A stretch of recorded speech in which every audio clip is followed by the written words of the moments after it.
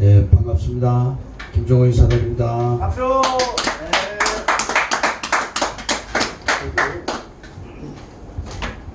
오늘 멀리 다녀오느라고 좀 늦었습니다. 여보세요?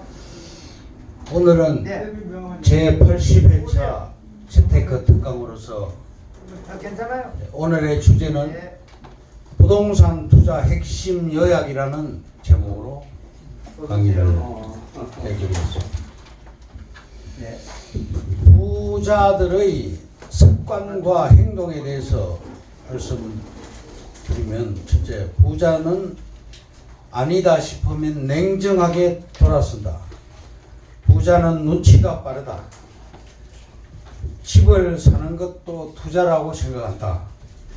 비싸도 부자들은 부자 동네에 산다.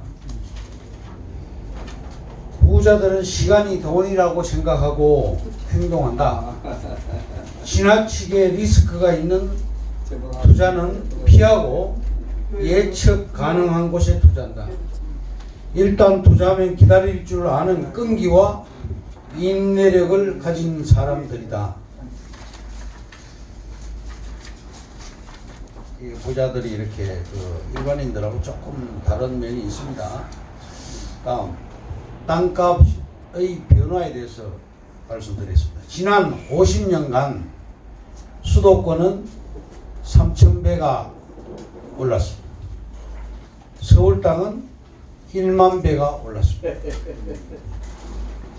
1974년부터 지하철이 그 당시에 6개역이 개통되어서 현재는 약 750개의 전철역이 생겼습니다. 수도권에.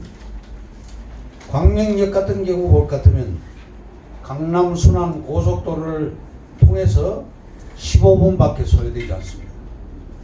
9개의 고속도로가 들어갔고, 자이 아파트나 대우 프로지오 아파트, 호반 서밋 플레이스, 태영 대시양 등 6개 대단지가 들어가 있는데 42층에서부터 49층까지 상업지에 들어섰죠. 현재 P가 프리미엄이 7억이 붙어 있습니다. 그곳의 랜드마크는 디자인 클러스터, 또 메디칼 클러스터, 중앙대병원을 비롯한 방송 미디어 클러스터, 또 광명 동굴 관광단지 등 여러가지 이슈가 많이 있습니다. 또 180만 평에 달하는 테크노밸리가 이제 확정되어서 공사 중이고 26만 명의 인구가 새로 들어가게 됩니다.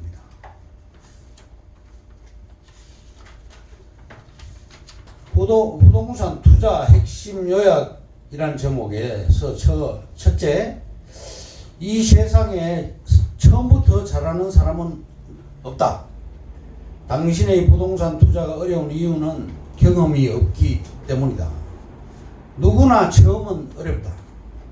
그러나 꾸준한 부동산 공부와 경험을 쌓다 보면 여러분도 어느새 고수가 될 수 있다. 중간에 포기만 하지 않으면 된다. 다음 두 번째로 부동산 가격은 무엇으로 결정되는가? 매년 새 아파트가 필요한 것은 멸실주택, 세대분리, 정건과 입학 등의 이유 때문입니다. 그래서 아파트 수급 상황에 따라 부동산 가격이 달라지게 되는 것입니다. 또한 부동산 가격은 현재와 미래의 가치가 반영된 결과의 산물입니다. 미래의 가치가 높아지면 상승하고 미래의 가치가 낮아지면 하락하게 되는 것입니다. 세 번째, 핵심 요약 세 번째입니다. 아파트의 가격의 오르내림에서 세 가지만 체크해보라. 부동산 가격이 오르내리면은 절대적인 이유가 없습니다. 그러나 힌트는 있습니다. 아파트 등 주택의 오르내림은 전세가율, 입주 물량, 정부의 부동산 정책을 보면 알 수가 있습니다. 투자에 성공하고 싶은 사람들은 항상 이 세 가지를 염두에 두어야 되겠습니다. 네 번째 핵심 요약은 상가 투자는 상권 분석과 유동 인구가 답이다.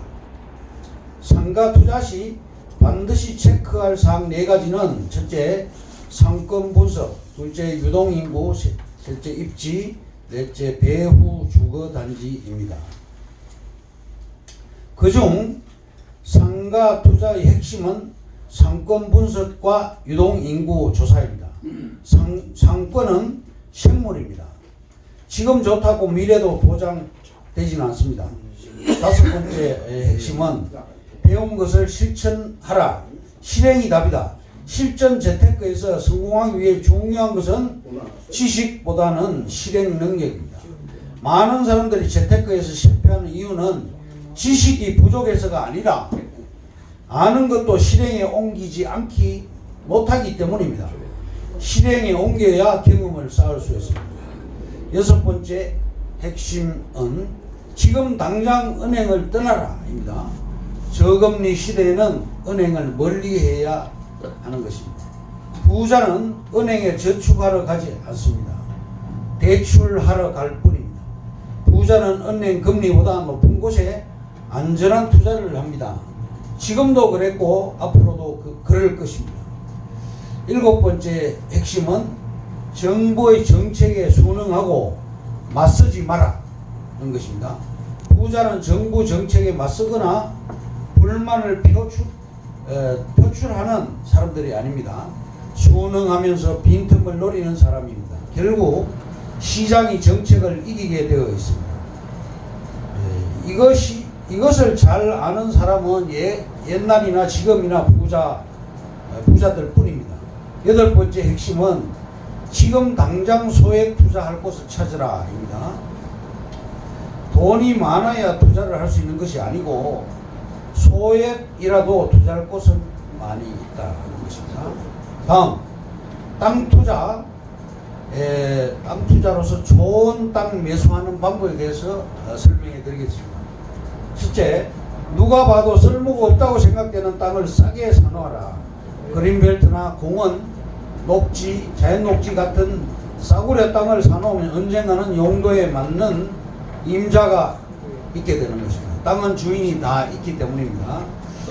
둘째, 신도시 경계선 2km 이내 농림지나 KTX역, GTX역, 복선 전철역의 역사 예정지 주변에 투자하라. 경기도 충청권, 강원권이 유망합니다. 셋째, 땅을 산 후에 지적도를 살펴서 필요시에는 옆 땅이나 뒷 땅을 살 수 있는 묘책을 강구하라입니다. 네 번째는 도시지역 자연녹지를 사놓아라.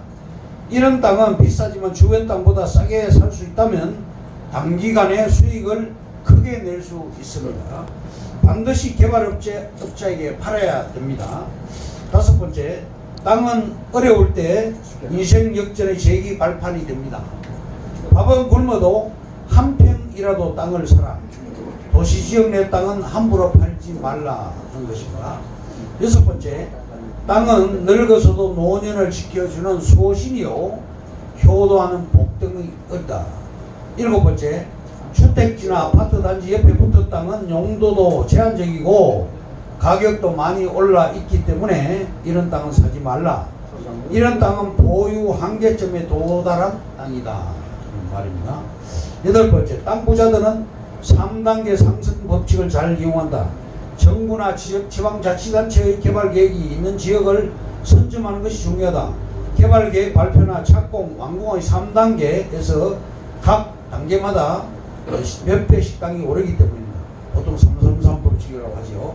아홉 번째, 시락지구가 집들이 많이 들어서고 도로가 도심 지역과 연결되면 시가와 예정지구로 지정될 수가 있다.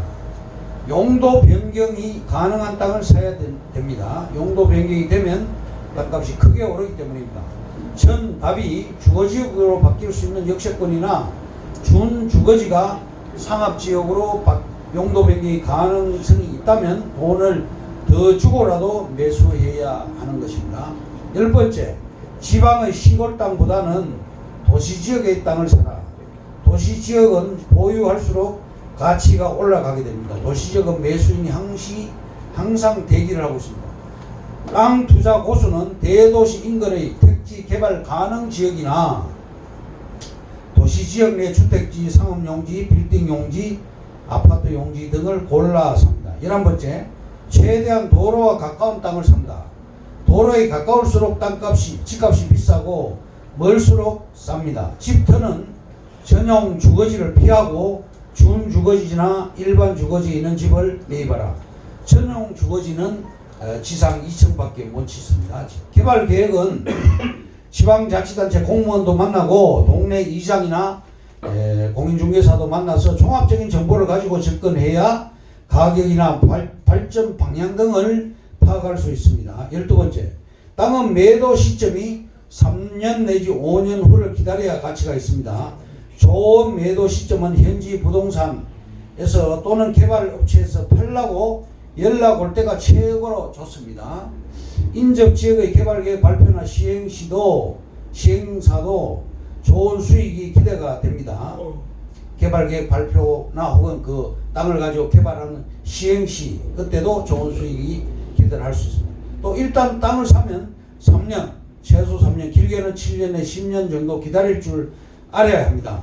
2년 미만에 팔면 비사업용 토지로 양도 차익, 중과세가 부과됩니다. 13번째, 개설 예정인 전철 역세권에 집중하라. 철도 사업은 국가 기관 사업으로서 SOC라 하죠. 계획 단계 착공 단계 완공 시점이 명확합니다. 투자하기에 적합한 곳이 역세권 주변 땅입니다. 즉 서울 강남 지역과 전철 역세권 토지는 강남 불패, 역세권 불패라는 그런 말이 있듯이 기억하시면 됩니다. 철도역 200m 이내 철도 부지나 역 반경 500m 초역세권, 1000m 1km까지 1차 역세권, 2km까지 2차 역세권 이내가 유망합니다. 서해선 전철, 서해선 고속전철, 경강선, 수서역, 광명역, 대곡역, 행신역, 운정역, 합덕역, 안중역, 서원주역, 시흥시청역 역세권 등이 유망합니다. 이상으로 제80회차 부동산 강의를 마치겠습니다. 김종호였습니다.